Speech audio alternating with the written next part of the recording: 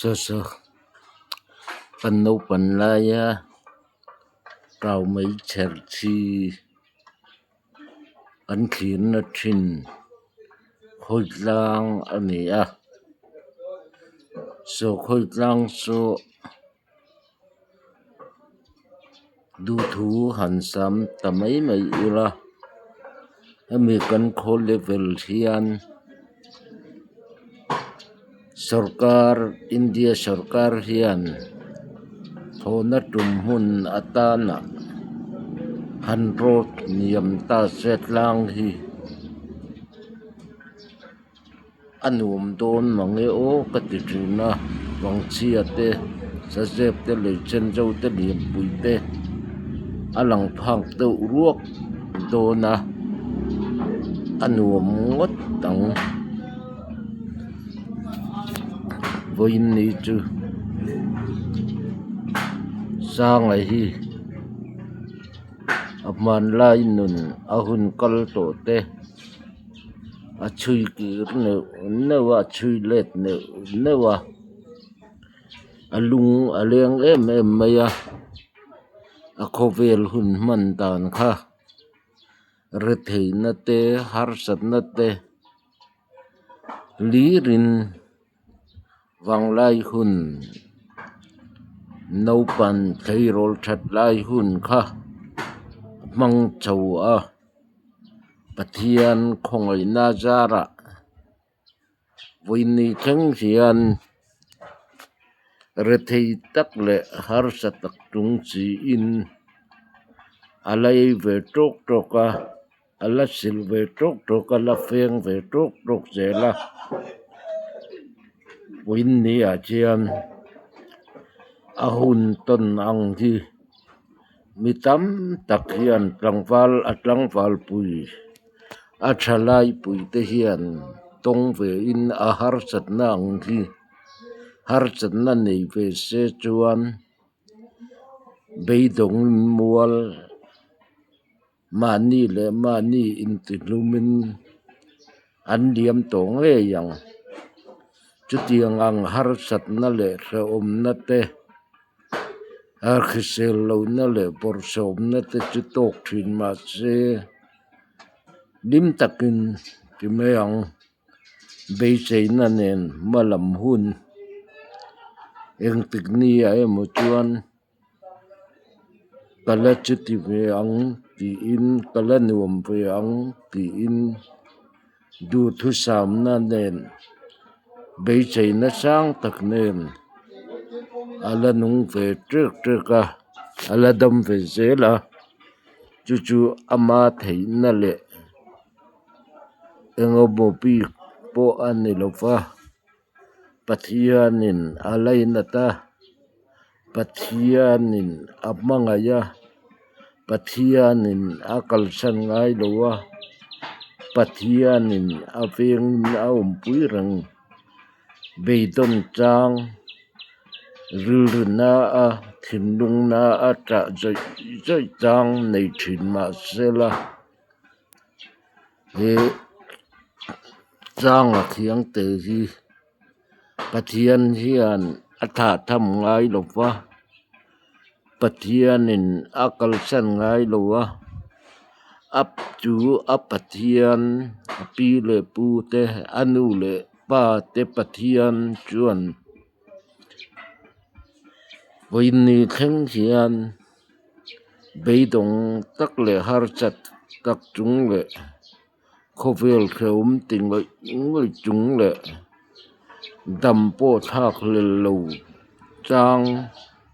tam tak nei thin ma che mani in ti lum chak chang voi tam tak nei thin ma che ama pathian hian a puya a kut chaka a tel plat avangin voini thleng hian chu har chat na le mang an na mani in lai nat na le mani in khongai na te chu sual setana man ruwa ani ti hia in ala be fat fata ala ne vezel ani lalpa ro pui bero se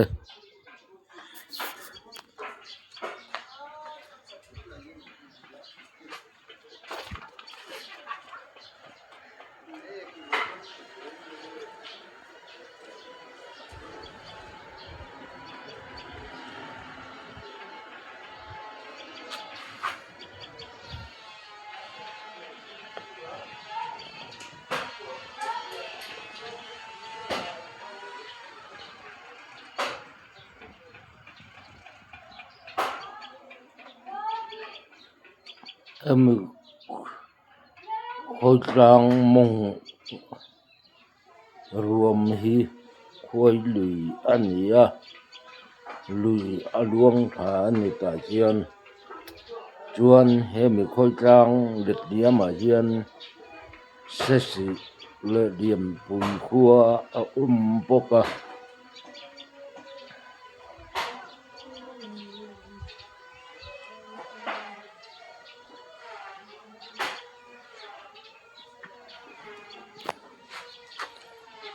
voin ni a hian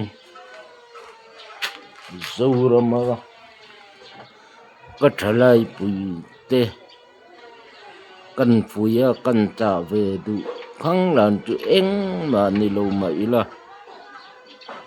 har san na le mang an na beidon na te ma ni in lai nat le khongai na te hi sualin man rua a mang fo thina thalai te nu na chian chu mi ne lo chuan kan thalai pui te sang tam takin ma ni nun an ti chia